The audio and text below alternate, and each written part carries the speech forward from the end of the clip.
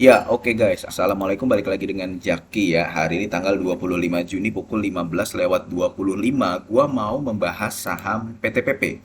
PTPP ini agak lucu guys. Jadi waktu PTPP di harga 1.900 ya. Di sini kalau PTPP itu PBV-nya sekitar 0,9. Di sini udah ada beberapa yang mengatakan, wah ini perusahaan murah nih. Karena gini, eh secara bisnis, secara keuangan, PTPP ini adalah yang paling sehat kalau kita membandingkannya dengan Adikarya, Wijaya Karya, dan Waskita Karya. Jadi PTPP ini yang paling mendingan gitu loh. BUMN yang bergerak di sektor atau segmen konstruksi dan dia bisa dikatakan yang paling mending walaupun ada nggak mendingnya juga gitu ya. Jadi waktu di harga segini ya udah ada yang mengatakan bahwa PTPP ini murah. Sudah perusahaan yang bagi dividen, kemudian dia juga mendingan gitu ya. PBV-nya di bawah satu murah. Turun dia tuh 0,5 PBV-nya, 0,6, 0,4. Waktu di 0,3 ya. Wah, ini turun lagi nih yang tadinya PBV 0,9 di 0,3. Ada yang bilang murah lagi.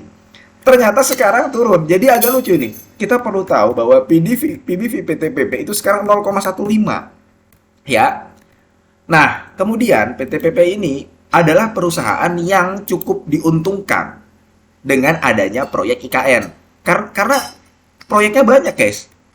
Ya, dia dapat dari Kementerian PUPR, dia yang membangun Istana Negara. Kemudian itu nilainya bisa, nah ini nih, bisa 1,3 triliun.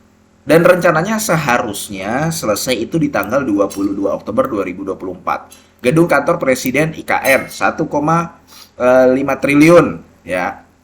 Dan ada banyak pabrik peleburan smelter ferronikel PT Ceria Nugraha Indotama. Dan rata-rata memang kebanyakan selesai di tahun 2024 ini. Memang ada juga yang tahun 2025.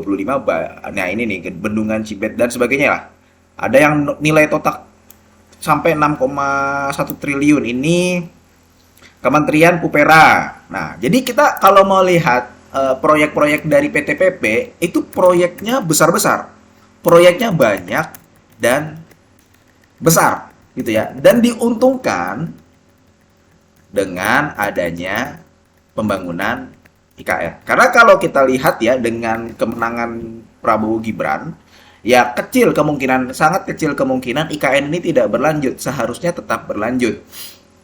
Kemudian selain dari valuasinya dan proyeknya yang banyak gitu ya, PTPP memang kalau kita lihat dari, kan tadi gua katakan PTPP ini masih mendingan dibandingkan dari Adikarya, Waskita Karya atau Wijaya Karya. Karena memang dia ya bisnisnya menghasilkan keuntungan meskipun memang dia nggak membagikan dividen. Terakhir membagikan dividen itu di tahun 2020. Itu pun dari laba bersih di tahun 2019. Dia membagikan di angka 33 per lembar. Jadi kalau misalkan kita bandingkan dengan ADI, ya WSKT nih, WSKT kemudian Wika, PTPP ini paling mending. Nah, ya karena dia masih untung, meskipun dia nggak membagikan dividen. Jadi kita kita belum belum harus kita kan harus membuktikan dia beneran untung nggak, ada duitnya nggak. Kalau ada duitnya ya bagi dividen dong gitu. Nah, sekarang pertanyaannya, lu mau masuk nggak gitu, mau masuk nggak? Karena gini guys, PTPP memang secara keuangan ya, secara hutang dia mengerikan. Jadi dia punya hutang usaha 15 triliun, total liabilitas jangka pendek adalah 27 triliun. Ingat guys ya, total liabilitas jangka pendek adalah 27 triliun. Biasanya ini yang akan jatuh tempo sebelum atau maksimal 1 tahun ke depan. Dia punya kas itu di angka 3,9 triliun berdasarkan laporan keuangan per 31 Maret 2024. Betul, dia memiliki aset lancar sebesar 31 triliun. Cuman dia punya uang kasnya itu hanya ada di angka 3,9 triliun. Jadi sebenarnya cukup mengerikan. Nah, Itu yang pertama. Yang kedua, karena banyaknya hutang ini ya, gue juga nggak ngerti. Harusnya si PTPP ini setidaknya bisa melakukan divestasi atau misalkan dia menjual asetnya ya. Cuman yang dilakukan PTPP ini kan ada hutang obligasi juga. Dia punya hutang obligasi yang akan jatuh tempo itu di sekitar bulan Juli. Ya, dia punya hutang obligasi yang akan jatuh tempo di bulan Juli. Nah, ini guys, di angka 850. Untuk membayar hutang ini, PTPP, nah ini ada berita terbarunya lagi nih guys.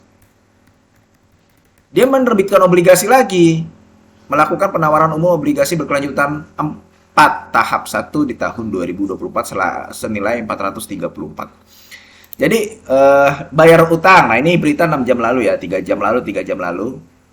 PTPP terbitkan obligasi 434 miliar, kupon tembus 10,25%. Tuh guys. Nah, yang lainnya suku bunga interest rate ya nih ada di sini nih. Lu bisa lihat ya 8,50. Di sini kupon tembus di angka 10,25%. Jadi yang kedua, memang kita perlu melihat bahwa PTPP ini dia punya hutang dan punya hutang jatuh tempo ini 2 Juli dan dia menerbitkan obligasi lagi untuk membayar hutangnya. Jadi sebenarnya kalau ke apa ya perilaku, gue mengatakannya perilaku ya. Kalau yang dilakukan perusahaan begini terus menerus itu agak beresiko, bukan agak beresiko, sangat beresiko. Kayak gitu guys. Ada nggak perusahaan lain yang seperti ini? Ada, nggak cuma PTPP doang. Memang ada. Cuman yang kita ketahui, perusahaan lain itu bisa membayarnya. Bisa membayar. Nggak ada masalah gitu loh. Nah, kalau ini, bahkan PTPP ini sempat kena tegur. Sempat kena tegur BEI.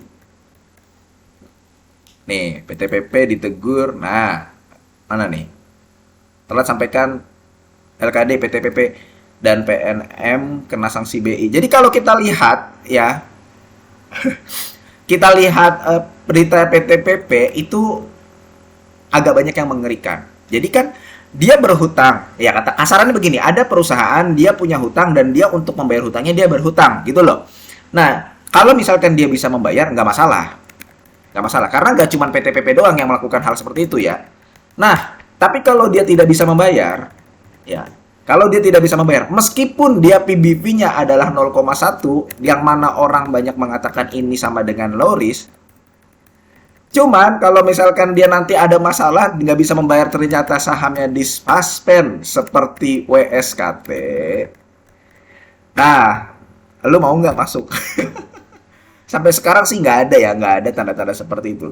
Cuman ya, balik lagi ke pertanyaan ini, dengan segala kondisi dan risiko seperti itu, kira-kira lu mau dan berani masuk nggak? Kalau misalkan memang lu punya pandangan, silahkan komen di bawah ya guys ya. Oke, mudah-mudahan video ini bermanfaat dan semoga lu sehat selalu sehingga kita bisa bertemu kembali di video-video selanjutnya. Ini bukan ajakan jual beli. Gua akhiri, wassalamualaikum warahmatullahi wabarakatuh.